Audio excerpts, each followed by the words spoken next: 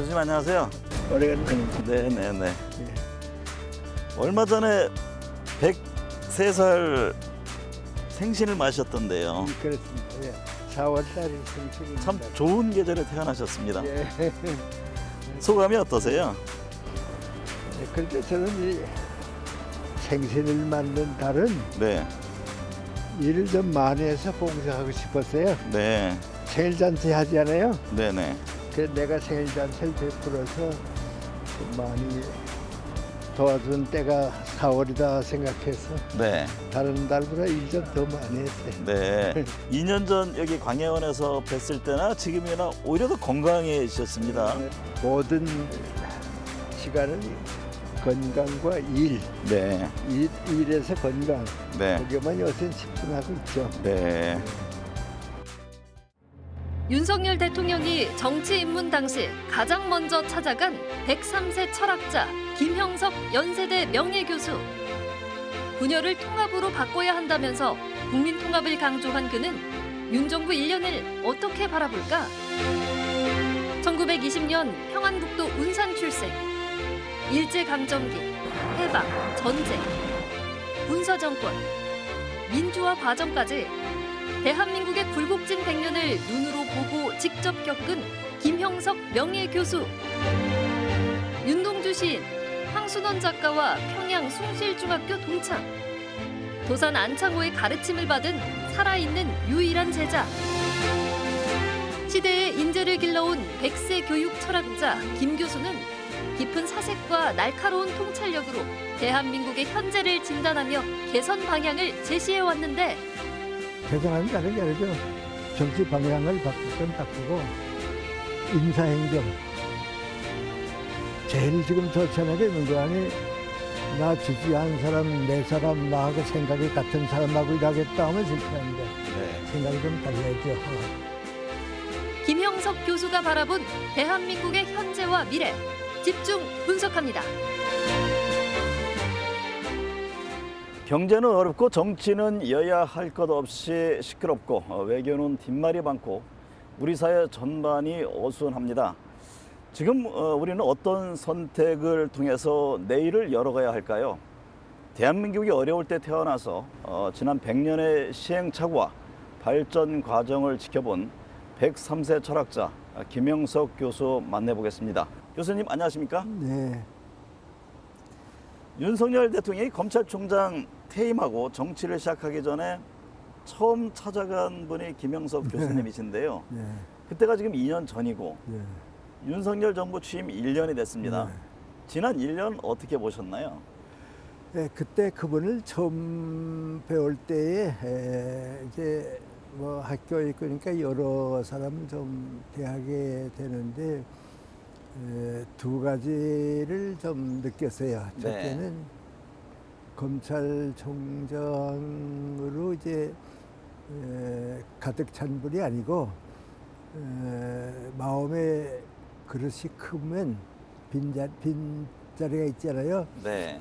생각보다 그릇이 크고 아직 빈자리가 남아있는 분이다. 그런 생각이 들었죠. 그런데 그게 아무것도 아닌 것 같지만 이제 우리가 선거 때를 쭉 보게 되면 여러 후보 가운데 저 사람은 이미 자기 그릇에 물이 가득 차 있기 때문에 그 이상의 다른 것을 우리가 기대할 수가 없다. 많죠. 그런 사람이 말이죠. 네네. 대부분이죠. 그런데 이번은 그 빈자리가 있었어요. 저 빈자리를 국민이 원하는 소망으로 채워지게 되면 정치에 나가도 괜찮을 것 같다. 그래서 제가 나라를 위해서 무슨 일을 하기는 이미 출발했으니까 주어진 일이면 사양하지 말고 정계에 나가 보라고. 네. 그래서 이제 권고를 한 셈이죠. 네. 그 빈자리가 지금 잘 채워지고 있습니까?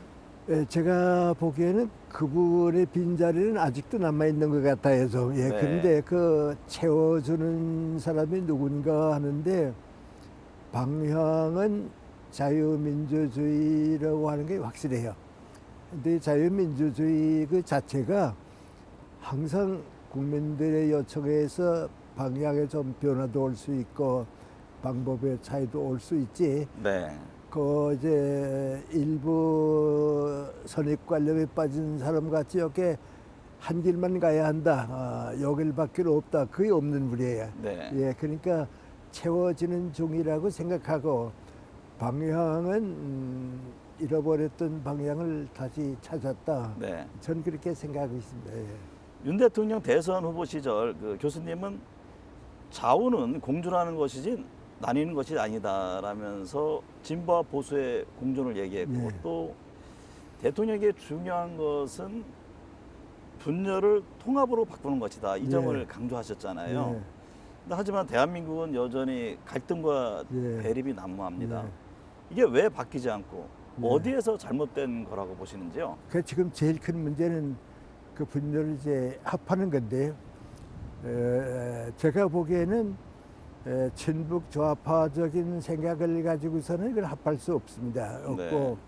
우리가 흔히 이제 말하는 중도라든지 실용주의를 잘 말은 모릅니다만은 그건 경험주의의 후파기 때문에 거길로 이제 가능한데 자유민주주의의 장점을 민관이 우리는 필요하면 그것도 받아들인다 그거고 네. 이쪽에서는 우리하고 다른 것 받아들일 수가 없다 하니까 이제 그 국민들의 의식구조, 정치 방향 그게 아주 깔려 있기 때문에 통합이 절대적인 책임이지만은 아직은 쉽게 되기에는 좀 시간이 필요하고요. 네. 국제적인 해결도 좀 있어야겠고요. 네. 예, 그렇게 한번 보는 게 좋을지 모르겠습니다. 예.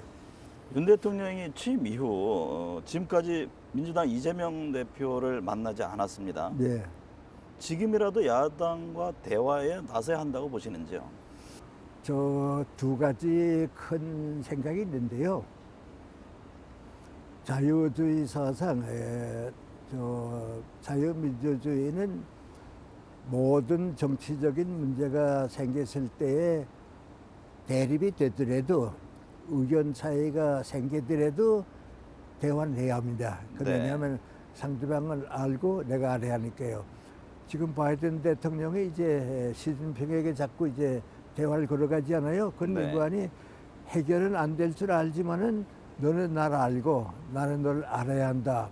이제 그 단계로 이제 대화가 돼야 되는데 그러니까 자유민주주의는 대화가 먼저고 투쟁은 필요가 없다. 가급적 피하자 그건데 이쪽 생각은 투쟁을 먼저 하고 그 투쟁에 플러스가 되는 대화를 하고 그게 지금 자기도 모르게 맥혀 있죠. 네. 그런데 이제 쉽게 말하게 되면 그래도 대통령이 먼저 손을 내밀어야 하지 않겠느냐 그랬는데 제가 보기에는 대통령이 국민들 앞에서 대한민국의 체면을 위해서 저렇게 강한 욕을 하다시피 하는 말을 썼는데 대화하자고 하는 때는 이제 당분간 어릴 것 같아요.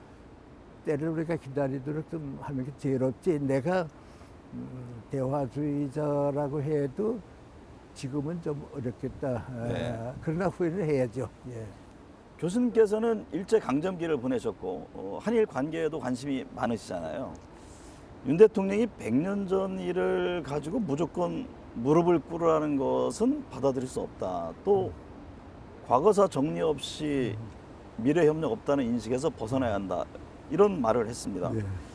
시민단체와 야당에서 반대가 있었는데 반발을 했죠. 시민단체 야권에서. 윤 대통령의 대일 정책에 대해서는 어떻게 보고 계세요? 네가 미안합니다만 내가 너희들보다는 생각도 앞서고 어른이다. 어른은 애들하고 싸우는 게 아니다. 네. 예. 그 자부심 좀 가졌으면 좋겠고요. 그 다음에 꼭 얘기해야 하는 건 민관이 과거를 해결하는 방법은 미래가 해결해 주는 거지 과거가 해결해 주는 게 없습니다. 네. 과거를 다 정리하고야 미래에 가겠다 하게 되면요. 그런 지도자는요. 과거에 붙잡혀서요. 나가질 못해요. 네. 국민들을 이끌어 가려고 하는 지도자들이 자꾸 과거로 돌아가서 이것도 해결하고 이것도 해결하고 이것도 해결하면 세계는 다 앞으로 가고 우리만 뒤처질 수밖에 없죠. 네. 그게 하나의 민족 후퇴 비극이라고 할까요? 네. 윤 대통령에게 당부할 말씀이랄까요? 스승의 입장에서 조언을 한다면 어떤 점을 주문하고 싶으세요? 나는 지금 최선을 다하고 있다고 봐요. 그런데 지금 전까지 우리 국민의 한 사람으로서 걱정하는 건 여당, 야당을 다 포함해서 정치계에 저렇게 사람이 없었나. 아마 장관을 비롯해서 인재를 구하는 것이 너무 힘들 것 같아요. 그래서 그분이 잘못한다 하는 것보다도 인재가 너무 없을 것 같고요. 우리 윤석열 그 당시 이제 검찰총장이 끝났을 때 민관이 제일 중요한 것은 겸손해지고 받아들이란 말이죠. 네. 그런데 지금 보니까 그 대통령은 받아들일 자세가 있는데 주는 사람이 없는 것 같아요. 예. 그래서 네. 역시 후진 국가는 인재가 없는 것 같아요. 네. 저 우리가 기다리고 있게. 단 한 가지는 국민을 위해서 내가 무엇을 할 것인가 하는 판단은 내릴 뿐이에요. 네. 나는 그분에게 장점을 맹고하니 우리 정권을 위해서, 나를 위해서보다는 자유민주주의와 국민을 위해서 이것이다 하면 할 사람이에요. 네, 네. 자기 뭐 명예내건 하는 내가 보기엔 그래요. 그래서 거기에 제일 희망을 아직 걸고 있죠. 내년 총선이 있습니다. 예. 교수님께서는 늘 정권을 위한 정치가 아니라 국민을 위한 정치를 해야 한다 이 점을 강조하셨는데요. 국민을 위한 정치를 하기 위해서 정치인들이 염두에 둘 점은 어떤 겁니까? 대통령이 되거나 뭐 정당의 대표자게 되면 현초원에 가게 돼요. 네. 다 가게 돼요. 네. 난 뭐라고 생각하는 거 아니? 현총원에 조국을 위해서 목숨 바친 사람들이 무슨 얘기하는지 들어라. 그 사람들이 무슨 얘기하는지 들어라. 네.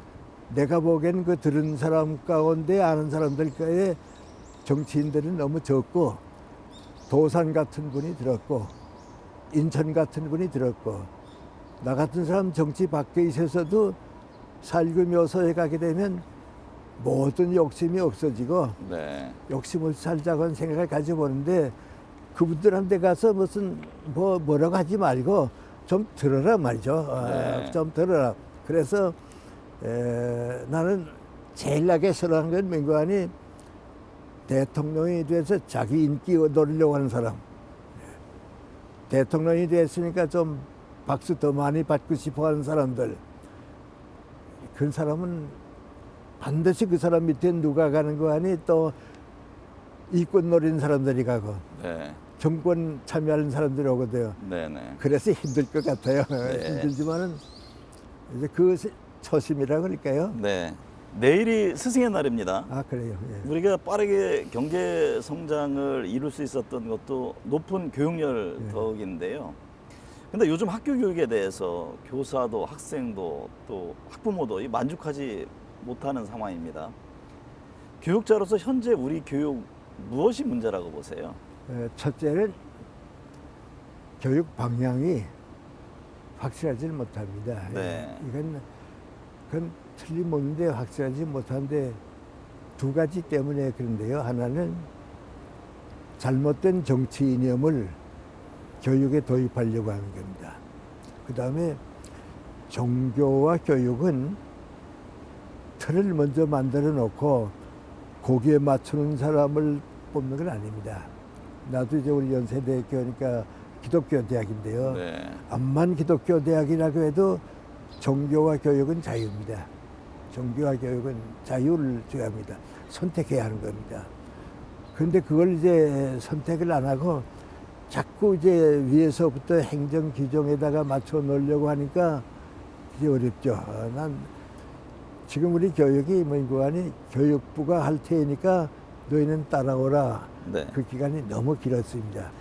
가급적 교육은 교육자에게 맡기고 성공하는 교육을 다른 학교도 따라가게 해주고 이거 이제 첫째고요. 네. 두 번째는 이제 가장 이제 중요한 게 뭐니 절대로 벌을 주어서 교육을 잡겠다 하는 걸 하지 말라고. 네. 네. 예.